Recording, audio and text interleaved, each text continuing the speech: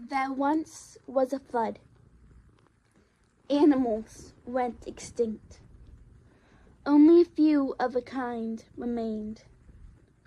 While some species were spared, some were left to repopulate the species controlled by the spared. This is the Peppa Pig extinction theory. Some of you may be asking, no way that could happen in Peppa Pig. It makes no sense. Well, my dears, trust me. I have proven it. This theory is so complex, it will be in 4 parts, and this is part 1, the basics. This theory will go over the main plot of Peppa Pig extinction theory. And just to go over it, and the rest of the people will go in depth. And some of the characters in part 2 will contain a backstory on the rabbits and Dr. Hamster. With evidence, of course.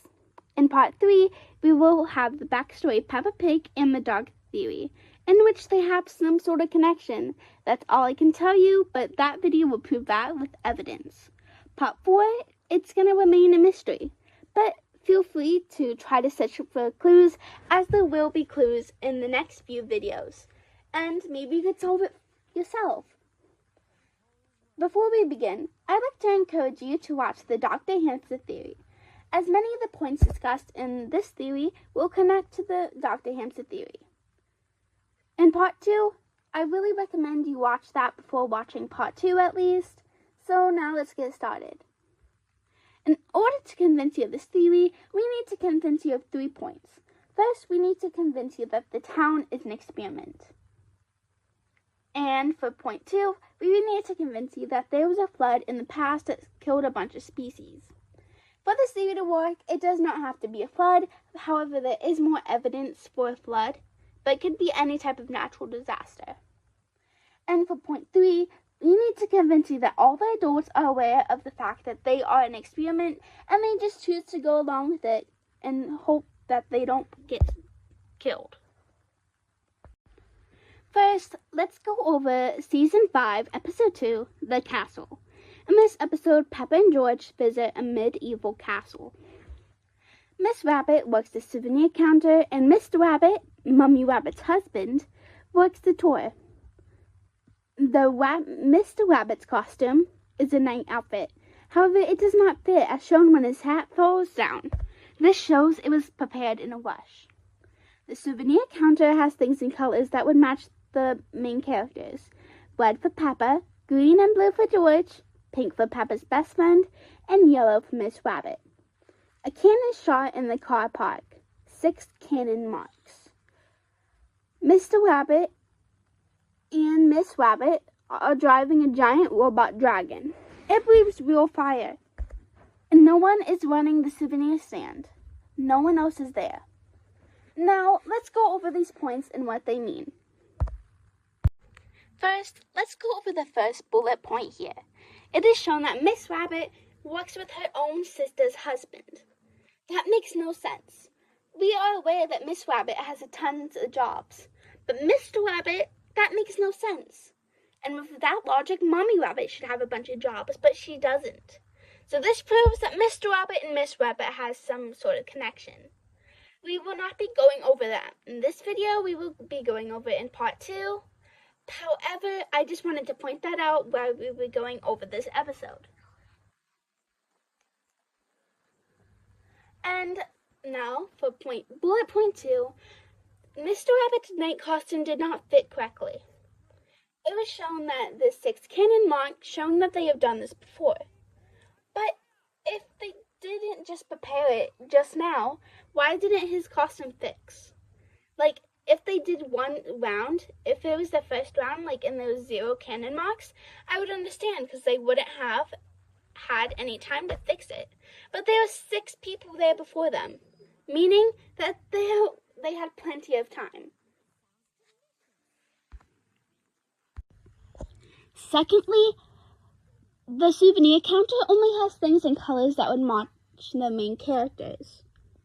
So it's almost like it was made for them to buy. This isn't as odd as pink, blue, red, and yellow are very common colors. But isn't it odd that it matches the main characters and stuff they would buy perfectly, we know Peppa is such a good best friend that she would buy one for Susie, and blue and green for George, as that's the color of Mr. Dinosaur in his outfit. It's not definite proof, but this appears a lot in the Peppa Pig episodes, as you will notice more throughout the evidence. A cannon is shot in the car park. There's 6 cannon marks. At first, it doesn't seem that odd, but there's so many different things about it. First, the original playgroup consists of Peppa Pig, Susie Sheep, Danny Dog, Candy Cat, Freddy Fox, Zoe the Zebra, Emily the Elephant, and, Rebecca Rabbit. And the siblings, of course. Through all these people, there are 8 groups of people. Not including the siblings, I'm just saying 8 groups, 8 species. Not counting the 2 spies, then there's 6 people left.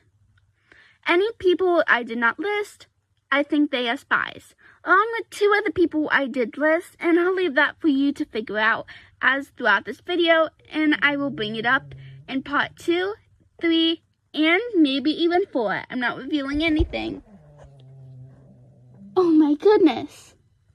I just wanted to mention that because in this experiment, obviously they would not waste a set. So those 6 cannon marks would be for the 6 other groups of people. Okay. Miss Rabbit is trying a giant robot dragon, and it breathes real fire. If they were expecting other people, they wouldn't do that because it would be a big safety hazard. And if they were thinking any other people would come, then guess what? They would have left the souvenir standing attended. But they didn't. Which, I guess it could be a reservation thing, but it is shown beforehand that Peppa's family just spontaneously decided to come here. And so they wouldn't have time to plan for that, meaning other people could spontaneously decide to come. Like, you don't see people at Disney World doing that. Now that we have discussed all this information, here's the point I've proven. Miss Rabbit and Mr. Rabbit have a connection, and they have deliberately set up this for George and Peppa. Number 2, Miss Rabbit is kind of part of this experiment, as she plays a big role.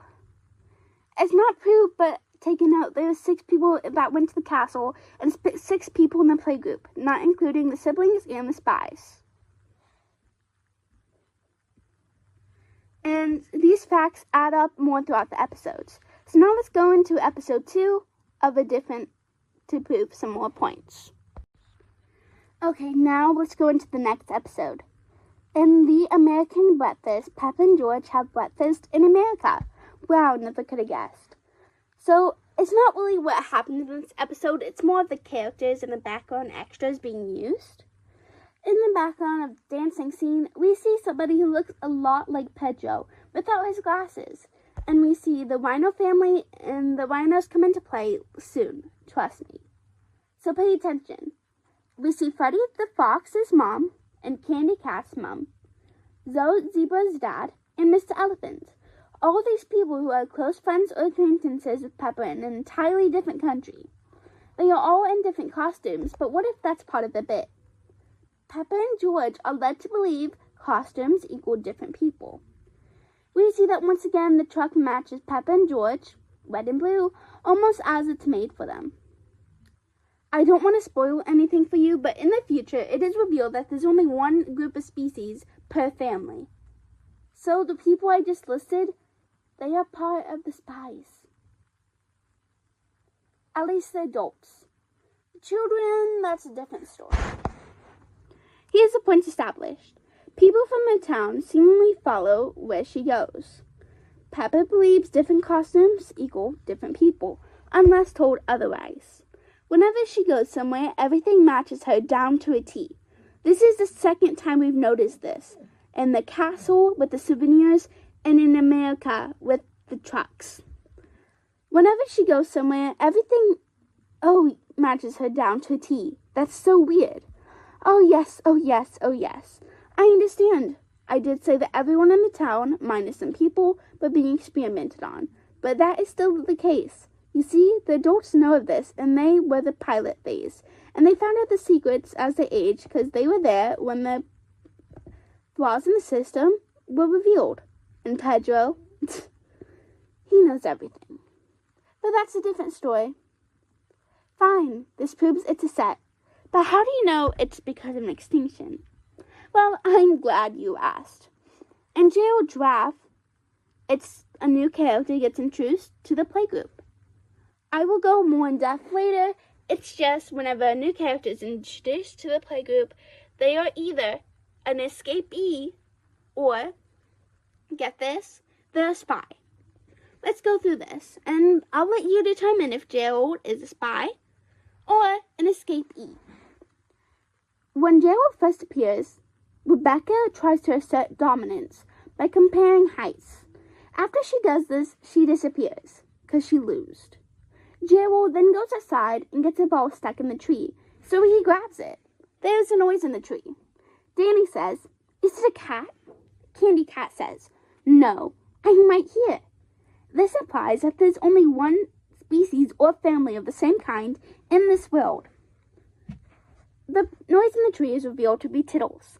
Dr. Hamsters appears and claims Tiddles. She comments on Gerald's height, implying that she already knew about this topic. And since Rebecca disappeared after her dominance was reassessed due to Gerald, we know that the rabbits and the hamsters have a connection. We can conclude that Rebecca went and informed Dr. Hamster. Points established. Rebecca wants to be in a high position of power in the class. This is proved when she tried to assert dominance. It's not the only time she tried to assert dominance before. One species or family of the same kind in this world. This is major. This is proved with verbal cues, so we cannot not establish this. Rebecca told Dr. Hamster and set her to deal with Gerald after Gerald threatened her dominance. This establishes that there's only one family of the same kind out there, that Candy Cat knows. But how can we be sure that it was a flood? We can only get by pro conversation, as most of it is not spoken enough in the past, other than the clips of Mommy Pig's pics and videos and episodes. But before we get into that, I would like to discuss the myth, how Rebecca Rabbit, why she would be asserting dominance. So, spoilers for the Dr. Hamster theory. Okay, so Rebecca is related to Miss Rabbit, and Rebecca is basically Miss Rabbit's disciple. I know, this may be confusing, but it will all connect once you watch part 2, which will be released soon. But basically, for you to understand this bit, you need to understand that Dr. Hamster basically trained Miss Rabbit because she has like magical powers, just like Dr. Hamster. Okay, this will be proven in part 2, just bear with me here.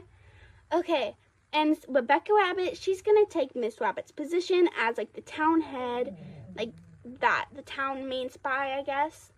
And so Rebecca, she wants to prove this by being the top of the class, being dominant in everything.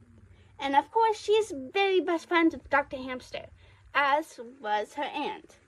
So I just wanted to point that out before we begin, as I don't want this to be too confusing for you guys. Because I understand you guys may not understand what I'm thinking, but I'm trying to explain it for you. There is no episodic evidence that there was a flood. But we can just assume that because of the hills, that they live somewhere in protection, that if there was ever a flood again, they would not be hurt. Why would we assume that there's a natural disaster? Well, it wouldn't make sense for there to only be one kind of a species that we established before if there wasn't a natural disaster that happened. Unless it was something controlled by the government. But I'm just going to flood here because that's the most easy to explain because of the big hills and how often it rains there. Yeah, have you guys noticed in that so many episodes, it rains and it's basically an entire, oh my gosh, it's like a big lake. So I just wanted to bring that up before, yeah. The main premise of the extinction theory is that basically the entire set of Peppa Pig is a set formed in one by Miss Rabbit. Of course, Miss Rabbit did not create this. someone else created it, but she is the current manager of this. That's basically all you need to know. This experiment is started because of very low amount of population. Like the pig family, there's only a few pigs left, so they moved all the pigs to one big area. Same for other species shown in Peppa Pig, minus the spies. And the spies, the people that, the population,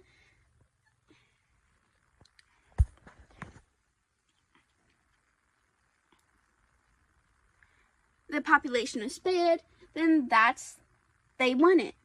I'm not going to spoil too much, but the rabbits, they have a whole ton of them.